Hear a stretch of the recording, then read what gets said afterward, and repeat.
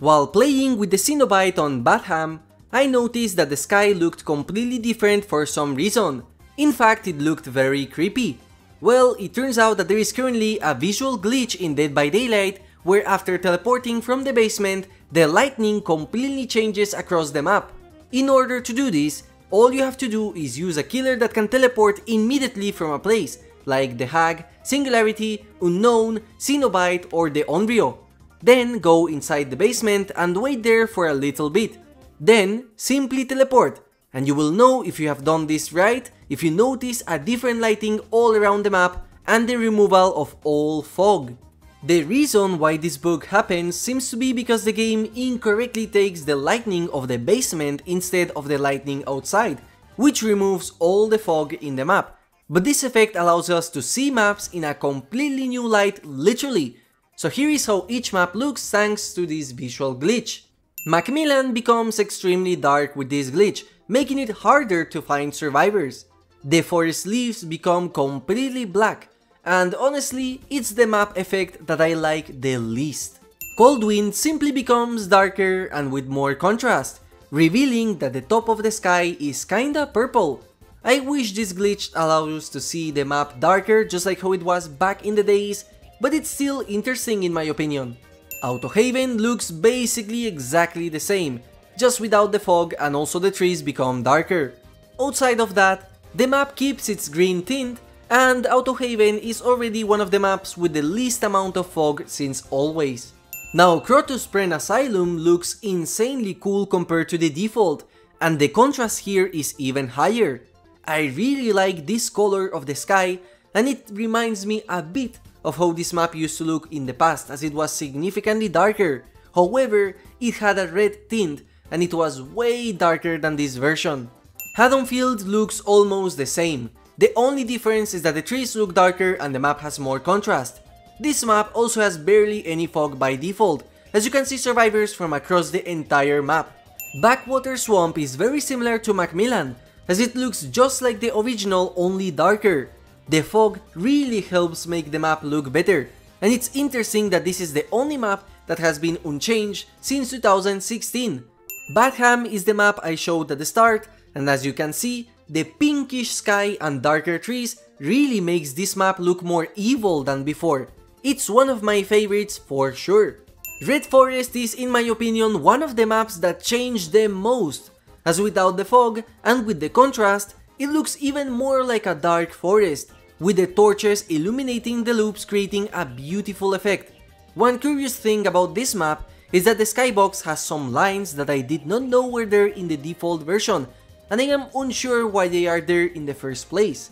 Lery's actually looks insane with the darkness that is applied thanks to this glitch, as it looks like you have the lights out modifier applied to it.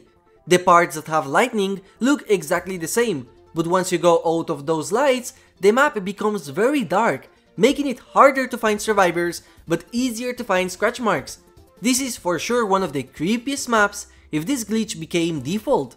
The game disappointingly looks the same. It is darker but nothing to note other than the fog being removed, and this map barely has any fog by default either ways. The same can't be said for the Yamaoka Estate, as this map looks drastically different with this glitch. Without the fog, you can see how orange the map is when you combine the sky with the leaves.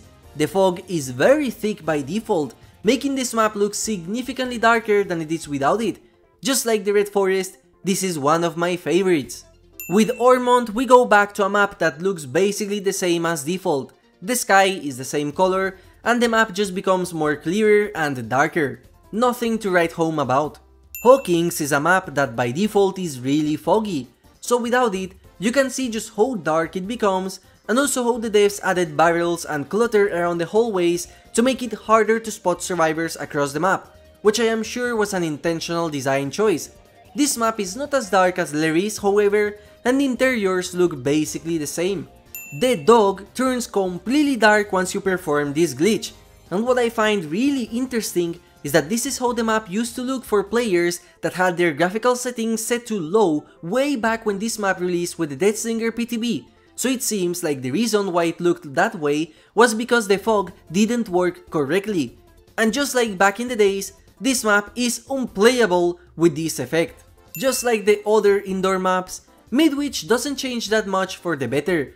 It's darker and it looks really ugly, and I really like the fog effect that the devs added to this map, so without it, it's just worse. RPD is another map that looks very similar with this glitch.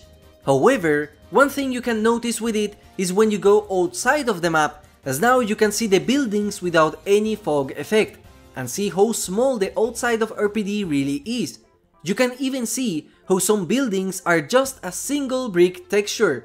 Eyrie of Crows is very foggy by default, and without it, it looks very similar to how this map used to look back in the artist PTB.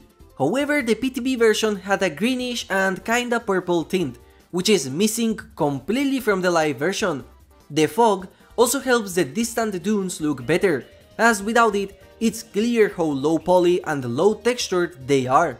Garden of Joy looks very bad without the fog, as it makes the sky completely dark and it ruins the texture of the trees.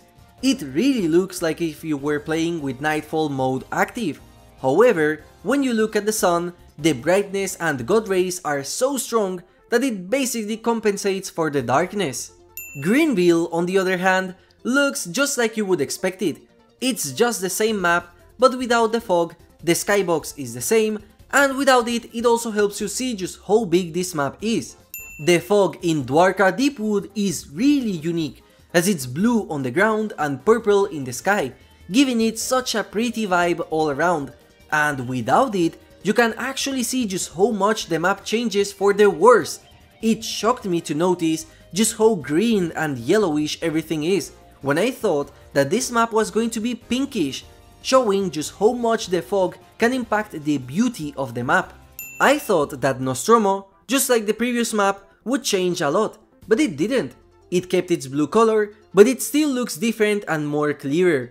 The sky is brighter, and the visibility overall is increased, so in my opinion, this map is the one that benefits the most from this glitch.